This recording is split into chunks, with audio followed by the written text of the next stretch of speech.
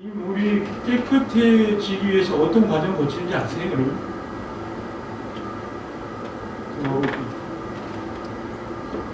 안전합니다. 먹어도 돼요. 근데 이 물이, 여러분, 이 물은 순환을 합니다.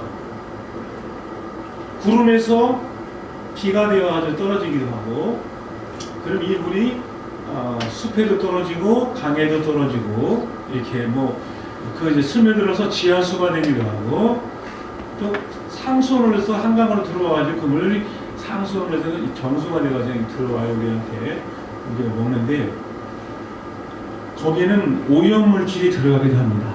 많은 버려지는 가축, 인분이라든지 하수구라든지 이런 물들이, 오염된 물들이 들어오지 않겠어요?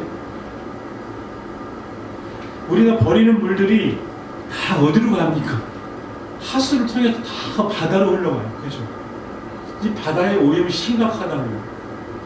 왜냐하면 이 바다 가운데 호스를 끼워가지고 여기 육지에서 막 그 인분을 부어서 이렇게 막 바다 가운데에다가 버리는 일도 있고 그래요. 그럼 청정지역이라고 하는 그런 지역에 바다에 그런 일들이 있어요. 어디다 버립니까? 옛날에는 이런 오염물질을 농경시대에는 논에다가 이렇게 해서 거름을 삼았는데 지금은 그렇게 못하는 게 많으니까, 그러면 바닷물도 오염이 되겠고요. 얼마나 그 물을 보면 바로 먹을 수 있는 물이 없어요. 근데 하나님께서는 신기하게도 이 물이 정화될 수 있도록, 우리가 다시 먹을 수 있도록 하나님이 역사하세요. 그 물을 어떻게? 햇볕에 의해서 증발을 합니다. 물은 증발할 때 H2O만 올라가요. 깨끗한 물만 올라가고 밑으로 다 그런 걸 높이 내려가요. 물 속에 H2O만 증발해서 수증기가 돼가지고 구름을 형성해요. 다시 바닷물이 정화되는 과정은 물론 염분이 있어서 거기에서 정화도 일어나지만, 다시 우리가 먹을 수 있는 물은 어떻게 해서 되는가? 이 수증기로 올라가요. 햇볕을 받고 수증기로 올라갈 때, 그때는 모든 걸 다 내려놓고 H2만 올라가면 구름을 형성해요. 그래서 그게 나중에 다시 비가 되어서 내려와요. 숲 속에 떨어지면 그 나무에서 뿌리에서 그걸 머금고 있다가 그걸 내보냅니다. 이렇게 해서 그 물이 샘물이 되기도 하고 지하수가 되기도 하고 우리가 다시 먹을 수 있는 물이 돼요. 그래서 어디에서 물이 정화가 되느냐? 이제 증발할 때, 올라갈 때 모든 걸 다 내려놓고 다 떨구고 H2만 올라가요. 그래서 깨끗한 물이 돼요. 우리가 인생이 마찬가지입니다. 이 시대가 살아가는 동안에 우리는 오염된 죄악 투성이에요. 더러워져 있어요. 우리가 이 깨끗한 물이 증발이 되어서 그렇게 되는 것처럼, 우리 순수한 하나님이 원하시는 온전한 영혼으로 우리가 그렇게 되는 비결이 뭡니까? 주님의 보혈로 씻음 받는 거예요. 우리 영혼이 그렇게 깨끗하게, 그래서 하나님의 나라는 어떤 사람 들어갈 수 있는가? 하나님이 의롭다고 여겨주는 깨끗한 사람만 들어가는 거예요. 그리고 이 세상에 의인이 있습니까? 의인은 없나니 한 명도 없어요. 그래서 하나님이 행하신 일들은 누구든지 예수 그리스도를 믿으면 그 믿음을 보시고 우리를 의롭다고 여겨주신다고 했어요. 오늘 이 시간 그 예수님의 보혈의 공로로 우리가 죄 씻음 받았고, 나는 더러운 존재이지만 주님이 내 죄를 위하여 다 그 십자가의 보혈로 우리의 모든 죄값을 치러주시고 지불해 주시고 우리를 용서해 주시고, 하나님 앞에 믿음을 가지고 나가는 자는 다 하나님의 자녀라고, 하나님이 영생을 선물로 주신 줄로 믿습니다. 죄 문제는 어떻게 내가 떨치고 갈 수 있습니까? 믿음으로. 우리가 예배하는 이 시간은 어떤 시간인가요? 그래서 내가 이 모든 걸 다 내려 믿음으로 하나님과 교제하고 은혜 안에서 온전히 이 세상의 염려와 욕심과 모든 세상에 있는 일들을 다 내려놓는 시간. 이 시간이 그 시간이에요. 자, 예수님께서 요한복음 1장에 보면은 태초에 말씀이 계시니라, 이 말씀이 하나님과 함께 계셨으니 이 말씀이 곧 하나님이시니라. 그리고 말씀이 육신이 되어 우리 가운데에 거하시며 우리가 그의 영광을 보니 아버지의 독생자의 영광이요 은혜와 진리가 충만하더라. 그럼 말씀이 육신이 되어서 오신 분이 예수님이죠. 그 예수님이 우리 가운데 오셨어요. 그 예수님이 오신 것을 드러내려고 보냄받은 사람이 있는데 그 사람이 누구냐면 세례 요한이었습니다. 세례 요한이 예수님이 세례를 받으러 오실 때에 성령이 비둘기같이 예수님에게 임하는 걸 보시고 그가 곧 하나님의 세상죄를 지고 하는 하나님의 어린 양이라고 많은 사람이 소개를 했어요. 저분이 바로 세상죄를 지고 하나님의 어린 양이다. 그래서 우리 1장에서 예수님이 어떤 분인지를 세례 요한이 이제 드러내기 시작합니다. 그리고 이 세례 요한을 따라다니던 제자가 있어요. 이 요한과 안드레에게 그 예수님을 향하여 저분이 그리스도시고 세상과 하나님의 어린 양, 세상 죄를 지고 하나님의 어린 양이라고 이렇게 말씀하면서 저분이 바로 그리스도다. 그러니까 이 안드레와 요한이 이제 세례 요한이 제자였던 이 두 사람 예수님을 따르기 시작했어요. 이 세례 요한은 한 일이 뭐냐면 예수님을 이 세상에 소개하고 드러내는 일이었어요. 예수님이 하나님의 아들이요, 예수님이 독생자이신 하나님의 아들이 우리의 죄를 위해 이 세상에 오신 어린 양이다. 그것을 들으려고 이 생에 보낸받은 세례 요한이었어요. 그래서 이 세례 요한이 그렇게 1장에서 그 일을 맞추고 1장에서 일어난 일들을 보면 예수님께서 이제 또 예수님께 간 안드레가 자기 형 베드로를 데리고 와요. 내가 메시아를 만났다 하고 베드로를 데리고 또 나다나엘을 또 데리고 오고 이렇게 예수님에게 모인 제자들이 예수님 제자를 이제 부르시기 시작합니다. 그 예수님께서 오늘 보면은 1장에서 보면 계속 이루어진 일이 뭐냐면 이튿날 그 이튿날 계속 이튿날 하다가 오늘 2장에 보면은 사흘째 되는 날 이렇게 이야기하고 있어요. 그럼 1장에서 되어진 일들을 이어서 이제 사흘째 되는 날 어떤 일이 벌어지는가? 예수님이 이제 세례를 받으시고 공생의 사역을 시작하면서 맨 처음으로 무슨 일 하십니까? 맨 처음 예수님이 맨 처음 기적을 베푸신 사건이 오늘 본문에 등장합니다. 예수님이 사역할 때 맨 처음 한 거 중요하지 않을까요? 맨 처음 사역이 뭐냐면 가버나움의 가나의 혼인잔치 집에 초대를 받아요. 예수님의 어머니도 초대받고 제자들 초대를 받아서 거기 가게 되었어요. 자, 가서 잔치가 벌어졌습니다. 잔치가 벌어졌는데 갑자기 그 혼인집에 포도주가 떨어졌다는 소식이 있어요. 여러분 이게 이스라엘의 관습상 포도주가 떨어지면 어떤 일이 생기냐면 잔치가 멈춰버려요. 사람들이 이런 속담이 돼요. 이 이스라엘 속담에 신랑은 없어도 되지만 포도주는 있어야 된다. 혼인집에 신랑은 필요 없고 포도주만 있어야 된다. 이런 속담이 있을 정도로 이 잔치에서 포도주는 굉장히 중요해요. 기쁨과 이 즐거움과 이 잔치의 모든 이것들을 좌우하는 게 포도주예요. 물론 성경에서 포도주를 금한 나실이라든지 그런 경우도 있습니다만은 성경의 또 한 면에는 이 포도주가 기쁨을 상징하고 즐거움을 상징하고 하나님의 은혜를 상징하는 그러한 상징도 돼요. 이 잔치집에서 결혼 잔치에서 포도주가 떨어졌다는 거예요.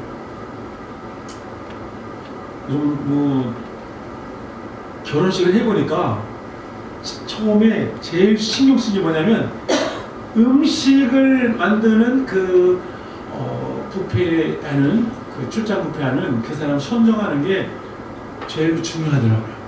왜 그러냐면 결혼식 가가지고 여러분 나중에 보면은 뭔 얘기 하냐면 야, 잘 먹었다. 가가지고 잘 먹었다고 하고 잘 먹어 기분이 좋은 거예요. 그래서 신중하게 골라요. 가서 먹어보고. 저희도 그렇게 했어요. 우리가 선정한 그 업체가 결혼식을 한다고 하길래 가서 초대받았어요. 먹어보고 결정하세요.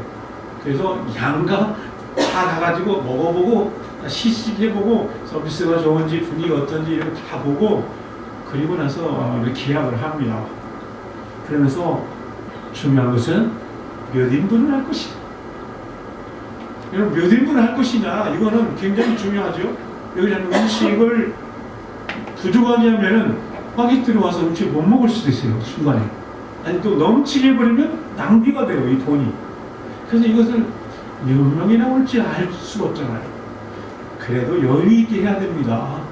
그래도 뭐 한 100명, 50명, 100명은 더 여유 있게 해놔야 더 올 수도 있습니다. 남더라도. 그래서 여유분까지 이렇게 해서 다 해놓고 그렇게 결혼식을 진행을 했어요. 여러분들 제가 경험자라면 거기에서 어떤 음식이 사람들 즐겁게 하는지, 우리는 믿는 자니까 뭐 술이나 이런 건 없었지만은 거기 가장 중요한 음식들이 있잖아요. 이게 떨어지면 안 되는 음식이 있잖아요. 근데 이스라엘의 혼인잔치에서 떨어지면 안 되는 음식 반드시 있잖아요. 이 포도주였다. 그러니까 예수님의 어머니 마리아가 예수님에게 와서 뭐라고 합니까? 이 3절에 보니까 포도주가 떨어진지라 예수의 어머니가 예수에게 이르되 저들에게 포도주가 없다 하니 큰일 났다. 이 잔치가 이제 완전히 방패를 당하게 됐다. 지금 많은 사람이 여기서 이 잔치가 이제 망가지게 됐다. 그러니까 예수님께서 무슨 말씀하셨습니까? 예수께서 이르시되 여자여 나와 무슨 상관이 될까? 여러분 이상하죠? 어머니한테 여자여 왜 이렇게 하셨을까? 그리고 나와 무슨 상관이 있나이까? 내 때가 아직 이르지 아니하였나이다. 여러분 이것은 영적으로 우리가 볼 때 이제 예수님께서는 이 잔치가 하나님이 천지를 창조하시고 아담을 지으셨어요. 그리고 아담이 모든 동물들을 이름을 다 짓게 만들었어요. 그래서 지금 우리가 부를 동물들의 이름은 아담이 지은 겁니다. 그래서 하나님께서 아담에게 다 이름을 했어요. 그런데 아담이 보니까 모든 동물들이 다 짝꿍이 있는 거예요. 다 짝꿍이, 자기만 짝꿍이 없는 거. 동물들이 암수가 다 나오는데, 그래서 하나님 볼 때 아담이 독초하는 것이 좋지 않아서 하나님이 하와를 지으셨어요. 아담의 갈비뼈를 빼가지고 아담의 갈비뼈를 취해서 하와를 만드셨는데요. 아담은 뭘로 만들었어요? 하나님이 흙으로 만드셨죠. 그리고 하와는 아담의 갈비뼈. 그래서 여자가 더 강하대요. 소재가 달라서. 남자는 흙이고 여자는 특수 소재로 만들어서 여자가 더 강하다 이런 말이 있어요. 그러나 하와의 고향은 아담의 갈비뼈예요. 왜 이 갈비뼈를 만들었는가 하면 그런 말이 있어요. 하나님이 수많은 뼈 중에 왜 갈비뼈를 만들었을까? 뭐 다리뼈도 있고 손가락뼈도 있고 뭐 머리뼈도 있고 다 있는데 왜 갈비뼈 이걸 만들었을까? 이것은 여기는 굉장히 소중한 곳, 심장을 보호하는 곳이고, 그래서 소중하게 보호를 받고 사랑을 받으라고 갈비뼈를 만들었대요. 여러분 이해하세요? 우리 남자들은 명심하시고, 그래서 하나님이 아담과 하와를 나중에 이제 그 지으실 때 하와를 만드시고 아담에게 데리고 오니까 아담이 뭐라고 고백을 했냐면 이는 내 창세기 읽었죠? 뭐라고 했어요? 아담의 고백이 이는 내 뼈 중에 뼈요 살 중에 살이다. 맞는 말이에요. 이거 보니까 내 뼈를 만들었는 것이 오고 있네.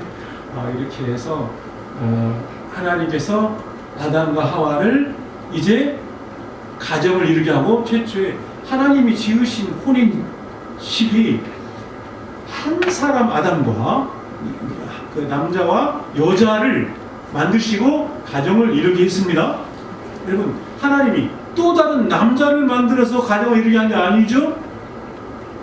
여러분 하나님께 최초에 만든 가정은 한 사람 남자와 한 사람 여자가 결합하여 화목을 이루고 가정을 이루게 하셨어요. 이게 하나님이 창조하신 원리인 줄 믿습니다. 그래서 하나님은 이게 하나님의 순리이기 때문에 동성애라고 하는 것은 하나님께서 허락하시지 않았어요. 이거는 잘못된 거예요. 왜냐하면 인간의 탐욕에 의해서 만들어진 것이 절대로 이것은 선천적으로 주어진 게 아닙니다. 인간의 탐욕에 의해서 만들어진 거예요. 그래서 치료를 받아야 돼요.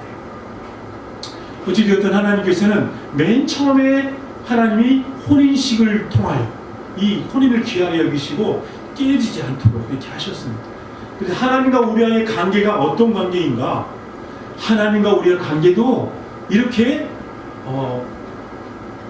하나님과 우리가 친밀한 관계를 가지고 하나님 안에서 그 관계가 깨어지지 않는 걸 원하셨는데 사단이 들어와서 하와가 선악과를 먹을 때에 아담이 선악과를 먹게 되고 죄가 들어오면서 이 가정이 이제 깨지기 시작합니다. 왜 깨져요? 선악과를 먹은 다음에 어떻게 됐습니까? 하나님이 너는 왜 이걸 먹었냐? 먹는 날 정령 죽으리라 했는데 왜 먹었느냐? 아담한테 물어보니까 아담이 뭐라 하겠어요? 아담이 그러니까 제가 이렇게 물어볼 수 있으니까 잘 생각하면서 읽어야 돼요. 아담이 뭐라 그랬어요? 하나님이 지으신 저 여자가 먹으라고 해서 먹었습니다. 그러니까 하나님이 지으신 여자 그가 먹으라고 해서 먹었습니다. 누구한테 핑계하는 거예요? 하나님 책임이에요. 하나님이 저 여자 만들었는데 저 여자가 자기가 먹은 게 아니라 나한테 먹으라고 해서 내가 먹었습니다. 여러분 이제 아담이 남의 탓을 돌리기 시작하고 그러니까 하와는 또 뱀이 먹으라고 해서 먹었습니다. 이제 막 서로 자기 책임을 회피하는 이런 일이 생기고 부끄러움을 느끼게 되고 무화과 나무로 옷을 만들어 입고 숨을. 여러분 이때부터 죄가 들어온 다음에 수치가 생기고 이 가정이 깨지기 시작합니다. 이 분열이 되어버렸어요. 하나님은 마지막 계시록에 보면은 이 가정을 회복시킵니다. 우리가 이 교회와 믿는 성도들은 예수 그리스도께서 우리 신랑이 되시고 우리는 하나님의 준비된 신부로서 마지막 혼인잔치에 들어가게 된다고 말씀하고 있어요. 신랑 되신 주님과 이 거룩한 교회가 신부가 되어서 혼인잔치에 들어가서 완전한 즐거움을 다시 회복하게 돼요.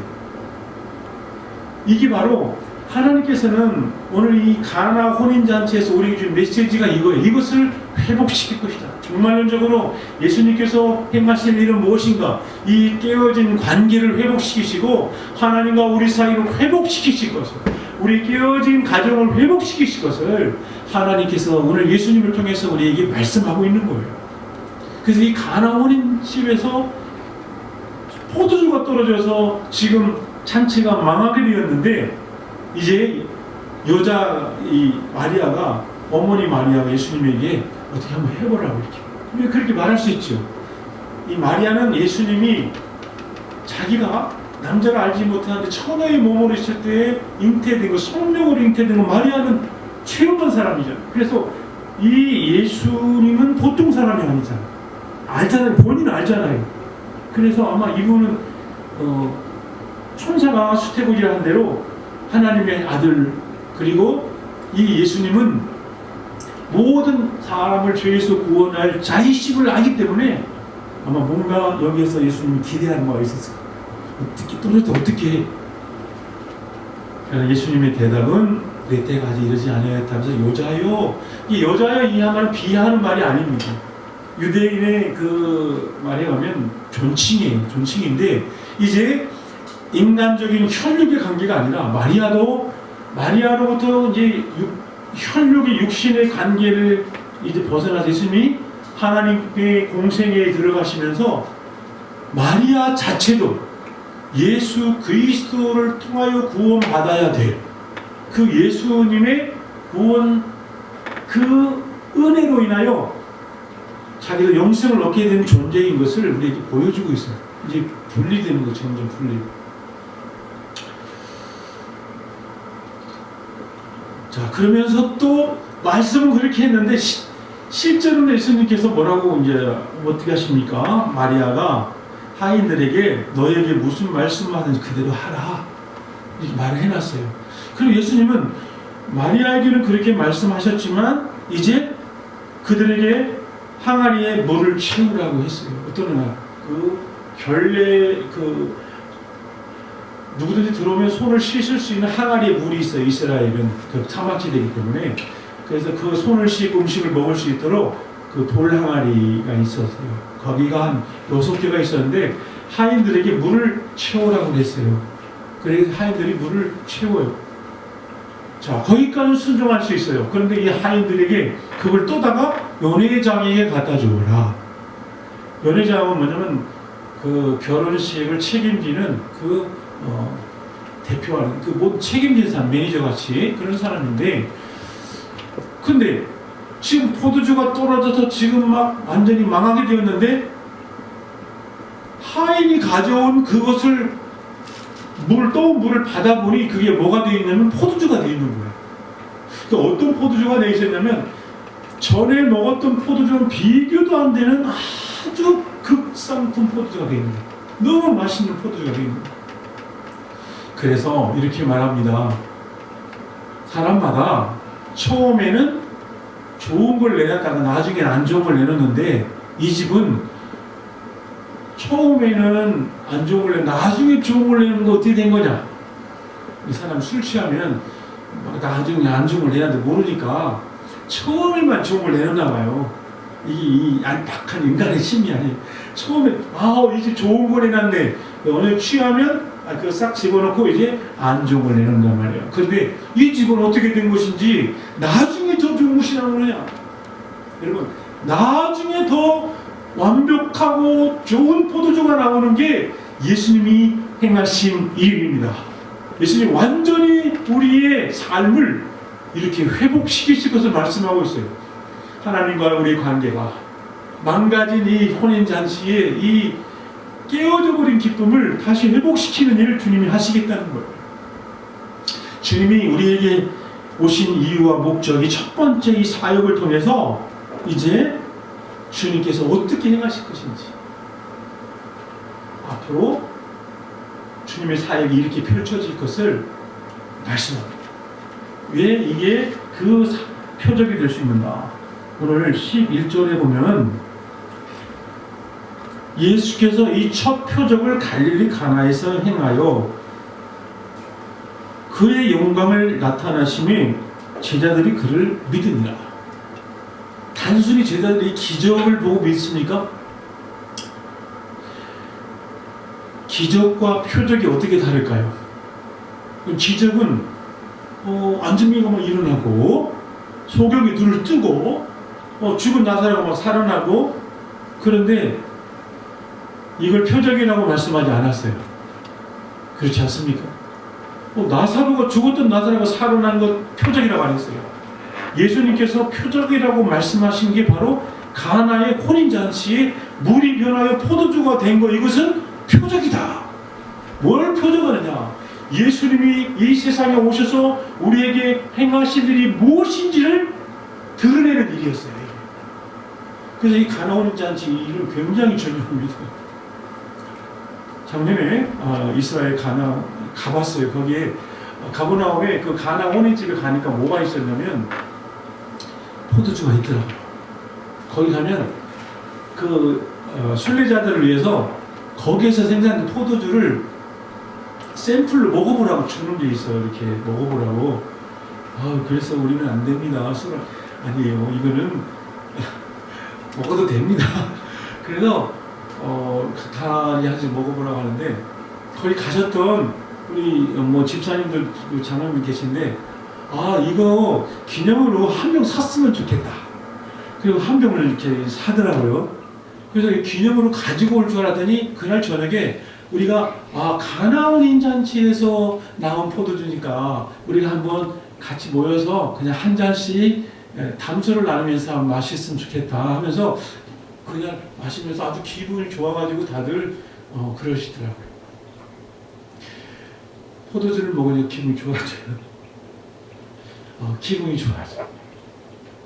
여러분, 우리 인생에 기쁨이 사라져 있다면, 우리 인생에 삶의 의미가 없어졌다면, 망가져 버렸다면, 지금 누가 필요하냐면 우리에게 이 기쁨을 회복시켜 주실, 떨어진 포도주를 다시 채워주실 예수님이 우리에게 필요한 줄 믿습니다. 예수님이 우리에게 오시면 우리 인생을 회복시켜 주시는 분이세요. 예수님께서는 우리의 모든 삶을 회복시켜 주시는 주님이심을 믿으시기 바랍니다. 그래서 우리 예수님을 믿으면서 항상 우리에게 강조되는 말이 뭐예요? 항상 기뻐하라. 쉬지 말고 기다려 범사에 감사. 어떻게 이게 가능한가요? 주님이 우리 안에 오시면 이 일이 일어납니다. 그날 밤엔 자, 우리가 그날 밤 주님이 다시 오실 그때에 신랑 되신 주님이 오실 때에 기쁨의 혼인잔치에 우리가 들어가게 될 줄로 믿습니다. 여러분, 이거가 주님이 주신 메시지예요.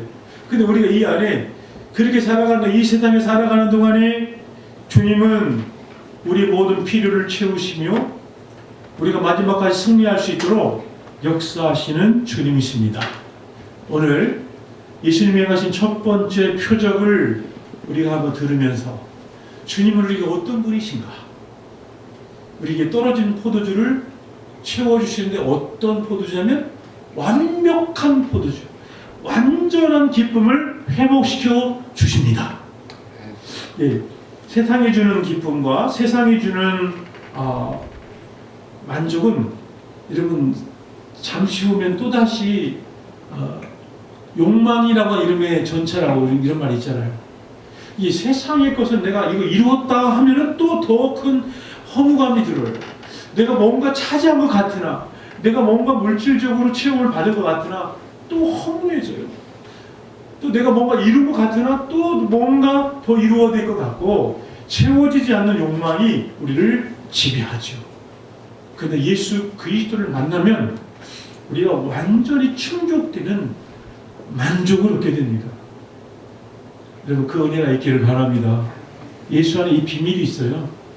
그래서 예수님이 이 세상에 오신 이유와 목적은 예수님이 하나님의 아들이신 것과 그리고 예수님이 우리에게 영생을 주시기 위하여 십자가에 죽으신 사실을 믿고 그 안에서 주님이 주시는 생명의 풍요함을 누리게 하기 위함이에요. 예수를 믿는데 그냥 내가 예수를 왜 믿지?